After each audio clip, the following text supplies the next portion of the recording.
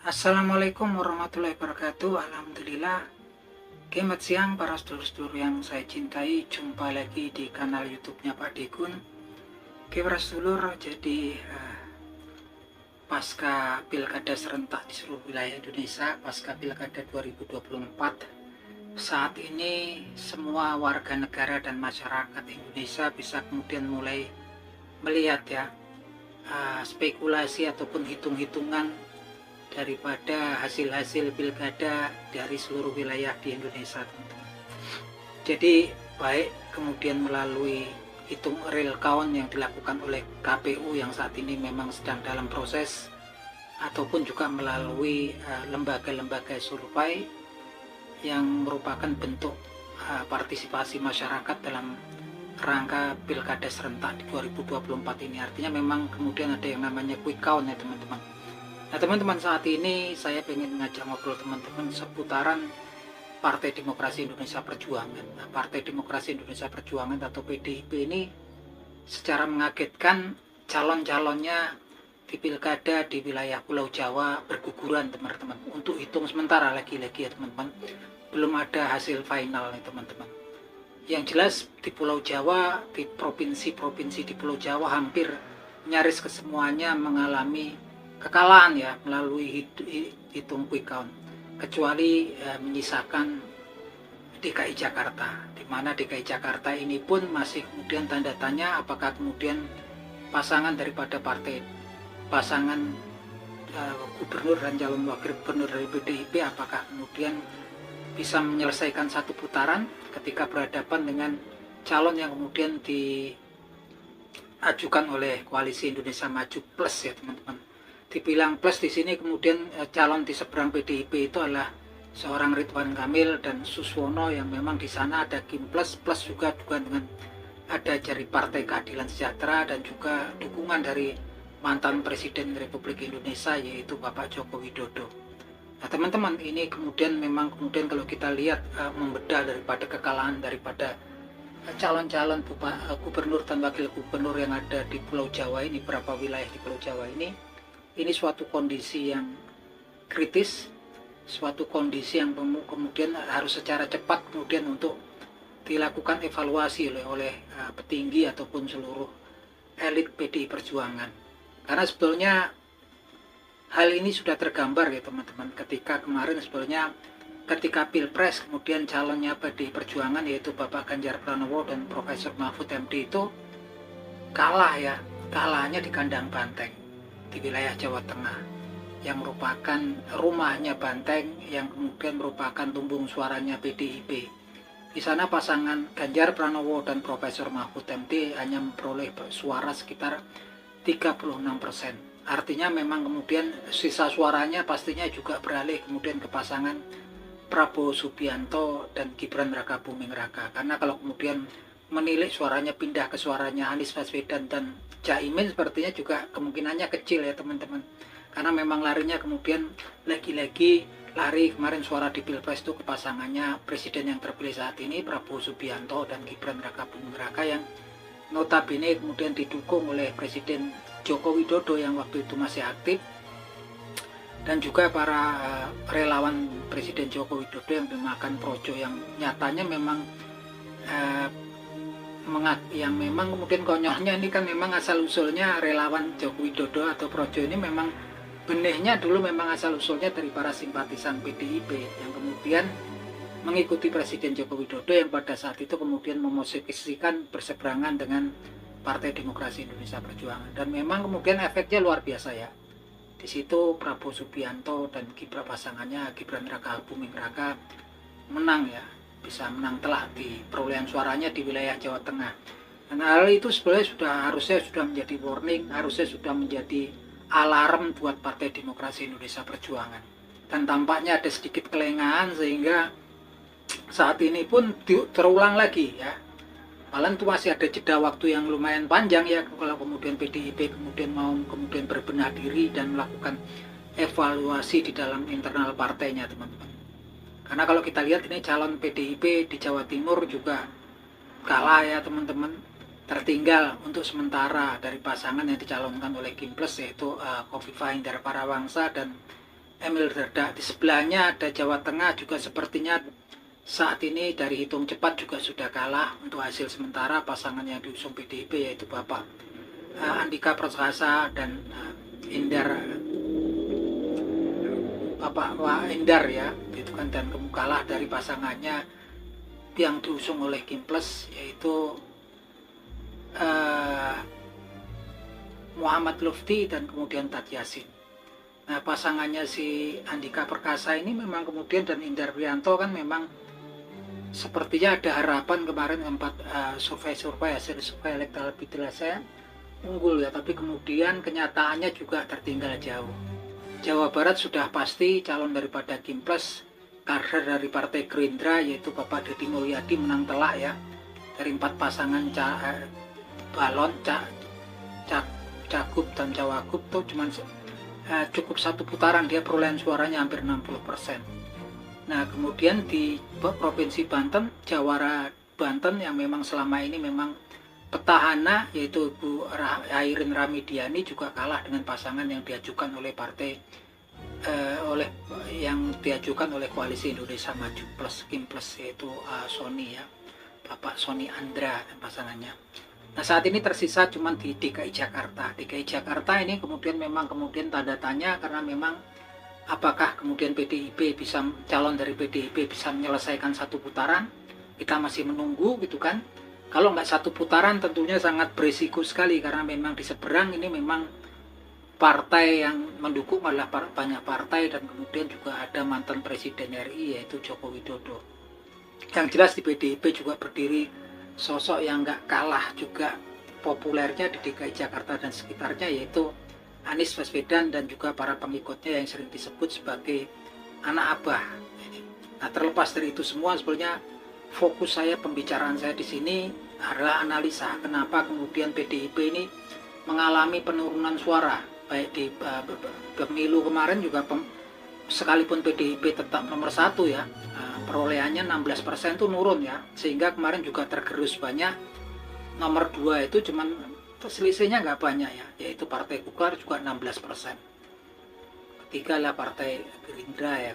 Nah, yang jelas kan memang kemudian setelah itu berentet ya, Pilpres juga kalah, kemudian Pilkada ini juga, Pilkada serentak juga banyak yang kemudian calon-calonnya berguguran.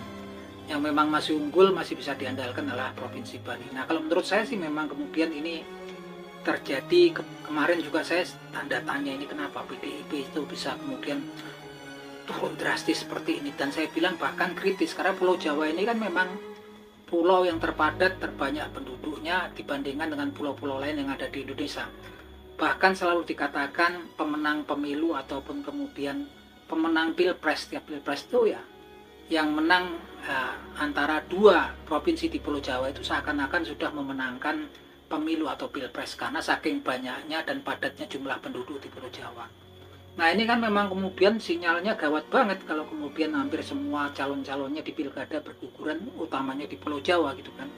Belum lagi kita bilang kalau kemudian di kota-kota besar lain di Indonesia seperti di Medan juga calon PDI Perjuangan juga sepertinya tertinggal jauh dari pasangan yang kemudian dipasang oleh Kim Plus ya teman-teman.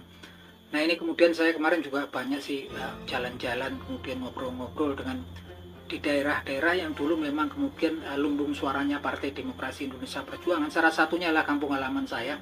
Kampung halaman saya itu ketika dulu partai itu cuma 3 di era Orde Baru, yaitu dulu Golkar, P3 dan PDI. Pada waktu itu PDI belum pecah ya, PDI-nya dulu kan masih 1. Pecah itu sekitar mendekati era reformasi ya. Pecah menjadi PDI Suryadi dan PDIP di bawah pimpinan Ibu Megawati Soekarno Putri.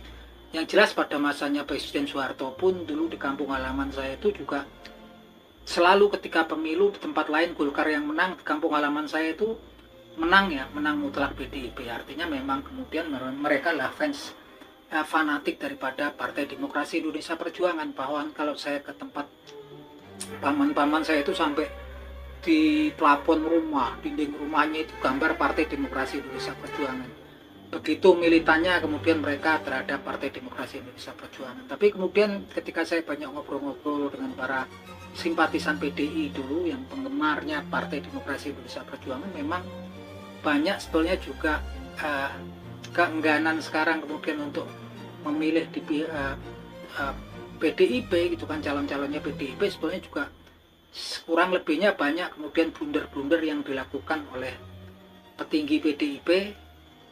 Sebetulnya blunder berupa pidato ataupun pernyataan yang memang di era digitalisasi ini sangat mudah sekali kemudian dimanfaatkan oleh lawan politiknya ya. Saya masih ingat banget ketika kemudian dulu petinggi PDIP ada sekitar isu tentang kemudian Ibu Ketua Umum PDIP dulu masalah kemudian waktu cerita tukang abang tukang bakso itu kan sempat viral ya teman-teman, sempat viral. Dan waktu itu juga Anies Baswedan justru kemudian mengundang para tukang bakso untuk makan bersama di tempat tinggalnya. Dulu itu sempat viral ya, tentang obrolan tentang abang tukang bakso itu sempat viral, dan itu memang kemudian diambil, dipotong, yang merupakan saya pikir juga blunder ya daripada pidato ataupun pernyataan sekalipun itu mungkin candaan, tapi kemudian kan memang pinter yang ngolah biasanya lawan politiknya. Kemudian di era digitalisasi ya mudah disebar, dan saat ini memang kalau nggak hati-hati seluruh lapisan masyarakat di Indonesia itu baik yang di pedesaan, bahkan pelosok-pelosok itu sudah pegang HP semua, Android semua, walaupun buatan mungkin Cina ataupun yang mungkin murah itu mereka punya semua dan bisa mengakses internet semua. Artinya hal-hal seperti itu bisa menimbulkan black campaign ya, kampanye buruk gitu yang dilakukan oleh lawan politik gitu kan, disebarluaskan dengan cepat sekali gitu kan. Nggak lama kemudian lagi-lagi blunder lagi ketika pidato tentang ibu-ibu yang kemudian sibuk ikut pengajian segala macam. Sebenarnya hal-hal yang nggak penting ya seperti itu, tapi blunder seperti itu, blunder-blunder kecil seperti itu, kayak saya dulu saya pemain catur itu bisa kemudian ditarik keuntungan ya. Dulu kalau ada juara catur dunia ya dari Rusia yang namanya Vladimir Kramnik, ada sebuah teknik namanya how to exploit the small advantage. Gimana sih caranya kemudian mengeksploitasi namanya keunggulan yang tipis. Nah, hal-hal yang seperti itu yang tipis-tipis saja gitu kan, pidatonya dipotong kemudian disebar di media sosial. Yang sebetulnya itu efeknya ternyata kuat banget ya.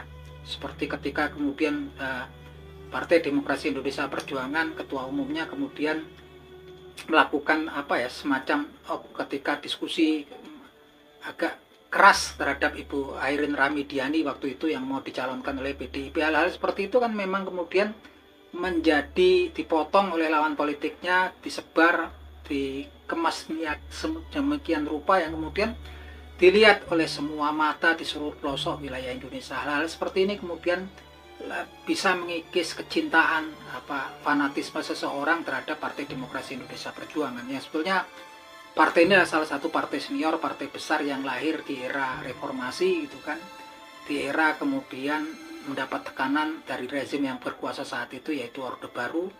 Dan PDIP pada waktu itu memang partai yang hebat saya bilang, karena kemudian pada waktu itu PDIP belum punya siapa-siapa, belum ada kader yang jadi gubernur ataupun kemudian wali kota, belum ada wakil-wakil yang jadi anggota DPR ataupun MPR ataupun DPD, nggak ada gitu kan. Itu PDIP pun bisa menang, dan sangat memprihatinkannya memang kesini malah cuma saat ini kemudian turun drastis. Memang saya pikir salah satu faktornya itu ya teman-teman, kesan seperti otoriter keras seperti itu juga gampang sekali, baik pidato ataupun pernyataan yang berupa blunder yang tipis-tipis itu yang sepertinya nggak penting saat ini bisa diambil oleh lawan politiknya, dan di era digitalisasi mudah sekali kemudian untuk digunakan sebagai platform black campaign gitu kan, kampanye negatif atau kampanye hitam. Yang memang hal itu terjadi tapi kemudian dieksploit terus-menerus ya teman-teman. Ini salah satu koreksi menurut saya sebagai seorang pengamat. Saya selalu mengamati Partai Demokrasi Indonesia Perjuangan dari era kemunculannya sampai dengan saat ini. Dan yang kedua, kita lihat kemudian juga dari internalnya sendiri juga ternyata banyak juga kader-kader PDIP yang nggak loyal sepenuhnya pada Partai Demokrasi Indonesia Perjuangan, sehingga kemudian mereka tahu isi dapurnya PDIP. Ketika kemudian mereka keluar dari PDIP dan memposisikan berseberangan dengan PDIP, mereka tahu kelemahan-kelemahan yang ada di internal PDIP. Dan ini memang kemudian terbukti ya, kemudian gitu kan, banyak kemudian dari internal PDIP yang kemudian memang nggak loyal sama partainya. Ya sah-sah saja sepertinya, tapi kemudian ketika mereka memposisikan berseberangan dengan PDIP, mereka akan dengan mudah kalau kemudian menyerang, karena mereka mengetahui kelemahan-kelemahan dari internal PDIP sendiri. Tapi memang ada segi positif di sini, saatnya kemudian PDIP untuk berbenah, elit politiknya untuk berbenah.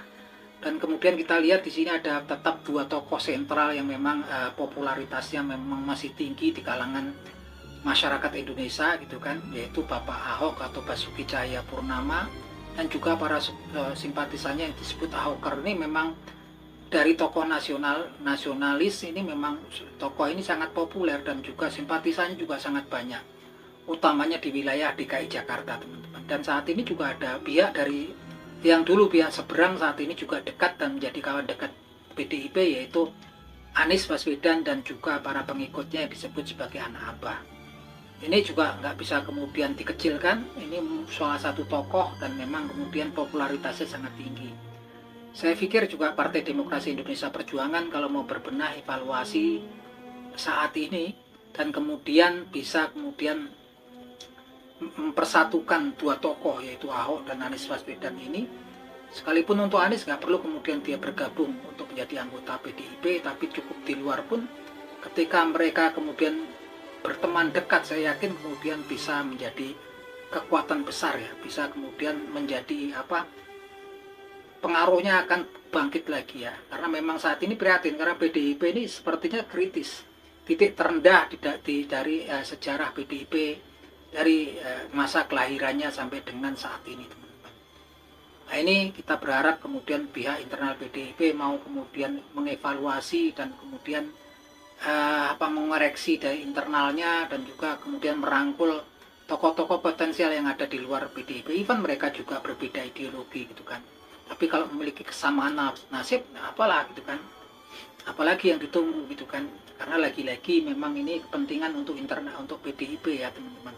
Saya rasa PDIP belum begitu buruk kondisinya saat ini, masih bisa diperbaiki gitu. Asalkan memang ada will kemudian untuk melakukan koreksi di internal PDIP dan juga mau merangkul tokoh-tokoh potensial di luar PDIP. Nah, itu aja teman-teman obrolan kita di siang hari ini. Semoga bisa menghibur teman-teman. Selamat menikmati hari libur teman-teman. Salam seduluran dari kanal YouTube-nya Pak Tegun.